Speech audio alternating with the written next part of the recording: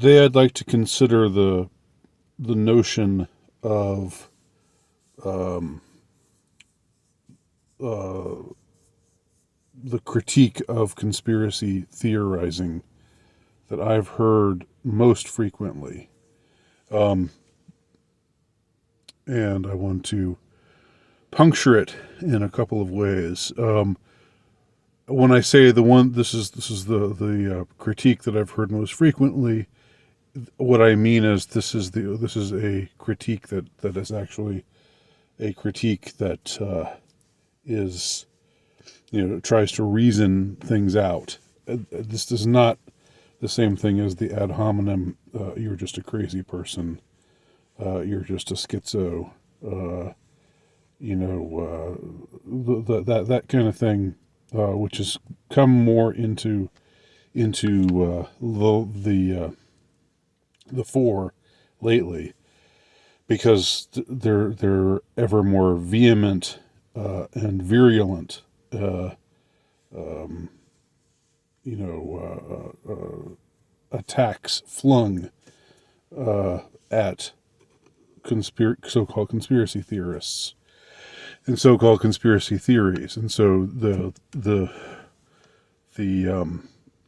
sheer emotional, manipulative. Oh, you're just crazy. Don't anybody listen to this person. He's crazy. He's just like he's just like an escaped mental patient. Those kinds of things, I'm not even considering here. That's just ad hominem. That's not even worth responding to. But something that I've heard most frequently, and if people actually get in their mind that they want to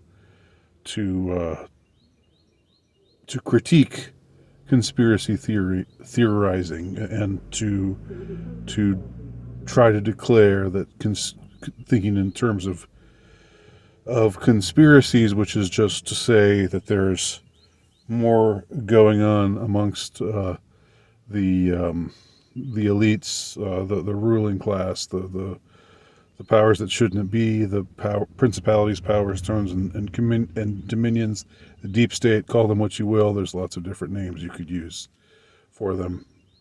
It's just to say that they are not telling the truth about a lot of things, and they're doing a lot of things that they're not. A lot of things that are quite nefarious that they're not owning up to, and that they're trying to put a lid of secrecy over, or trying to claim that it's just there's just a harmless explanation for this, that, or the other thing, and dissembling. And I don't like the term gaslighting, but I think it's maybe somewhat somewhat relevant here as well. I don't like it because it's an emotionally laden term, and it's something that just people use way too much, and it brings things into the realm of emotion more readily than it should. I think you should stick to reason when at all possible, which is what I'm doing here. I'm considering the reasoned objective to conspiracy theorizing, or to people who have conspiracy theories, or people who believe in conspiracy theories, and so forth. So what you hear the most is, look, if it were really true that this huge number of people are in on this secret, well then somebody would spill the beans. Somebody would. There's no way they would be able to keep it airtight. If there was some huge secret that was so scandalous, that was revealing such a nefarious course of events, that people would break from their secrecy, from their oaths that they've taken, and talk about it. There's two things to say about this. Okay, first of all, the objection to this that I first remembered hearing was people would draw attention, people who were arguing against this critique of conspiracy theories would draw attention to something like the Manhattan Project. That was something that, that was the people who were getting together at Los Alamos with the idea of building the atomic bomb, and that was a secret that was kept, even though thousands of people were in on it. For a great amount of time, for like I think a couple of years, if I'm not mistaken. So that's certainly something that one could say. And what about the Manhattan Project? There were no loose lips sinking ships there.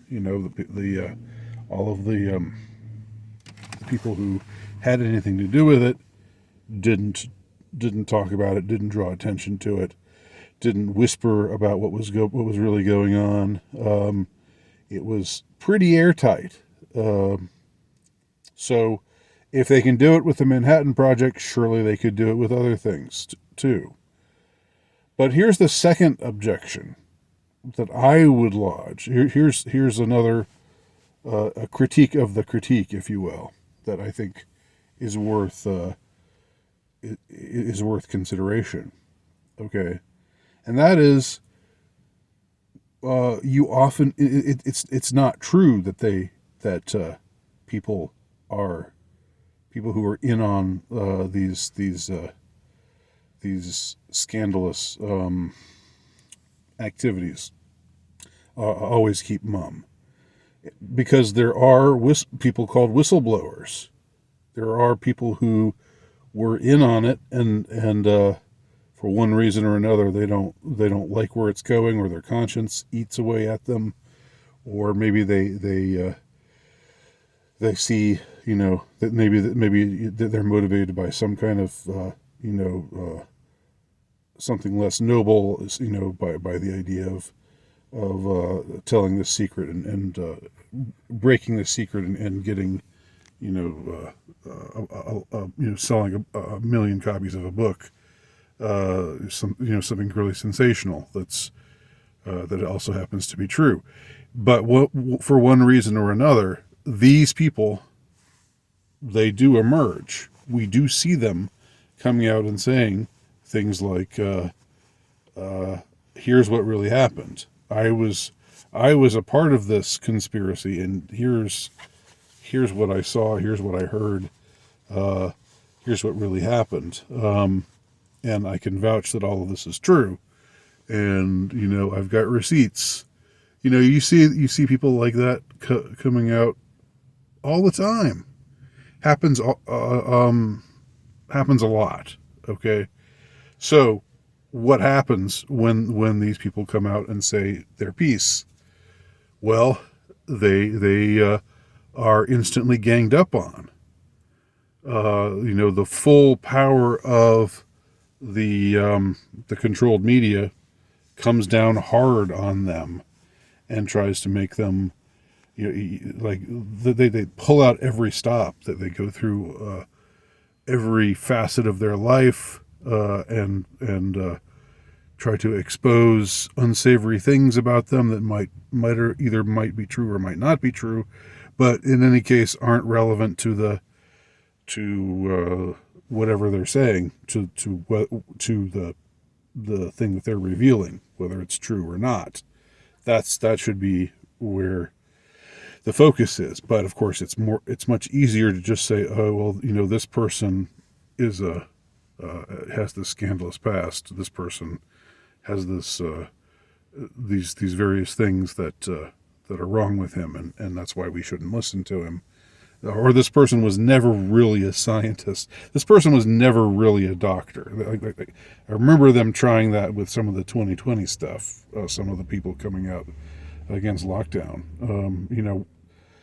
These people with impeccable credentials were suddenly being tarred and feathered as people who didn't know anything, didn't really know what they were talking about.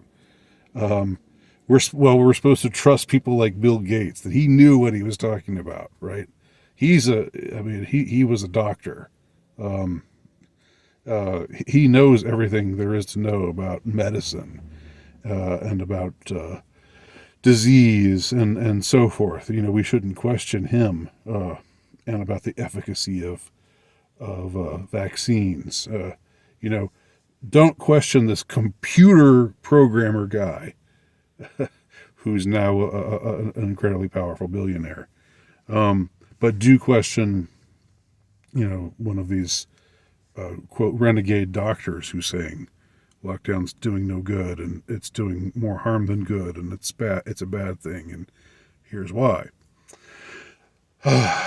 So that's the anyway. I got drawn into giving a couple of specific examples. I didn't really want to.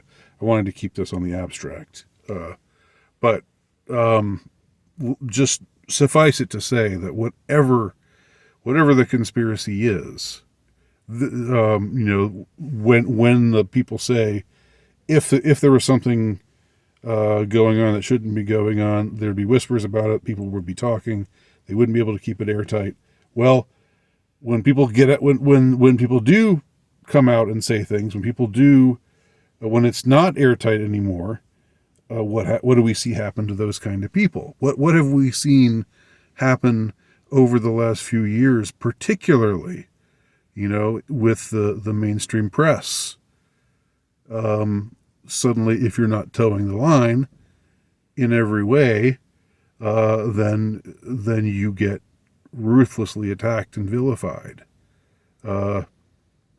It seems to be happening right now to Ryan Garcia, although I don't know everything there is to know about his situation, and I don't necessarily vouch for him because I'm still sort of trying to get a grasp on him and what his claims are and so forth. But I did note that when I typed Ryan Garcia into a search engine, everything that came up was negative. Everything that came up was saying Ryan Garcia is a fraud. Ryan Garcia is a liar. Ryan Garcia is not to be trusted. Like those are the first things that come up in the algorithm, and that should make you say, that's interesting, isn't it? Wonder what's really going on here. Again, I'm not necessarily vouching for this guy because I don't know. Maybe some of you know better than me. But just as an example of some, I'm more inclined to think that he's maybe telling the truth when I see the Lugan press, the lying media, just throwing spitball after spitball after spitball at him. When you type his name into a search engine and all you see is just negative, negative, negative, negative, negative, negative, negative, negative, negative. Well, that's interesting, isn't it? So, anyway, to conclude, the critique that if conspiracy theories were true, then somebody would talk. First of all, not necessarily. See Manhattan Project. Second of all, when they do talk, they actually do talk, and when they do talk, they're dismissed and vilified, and that should make us and attacked in various ways that amount to ad hominem, and that should make us realize that they're probably onto something. So that's my response to those who critique conspiracy theories or attempt to reason out why conspiracy theories are improbable. Please leave your comments below. Thank you very much for watching.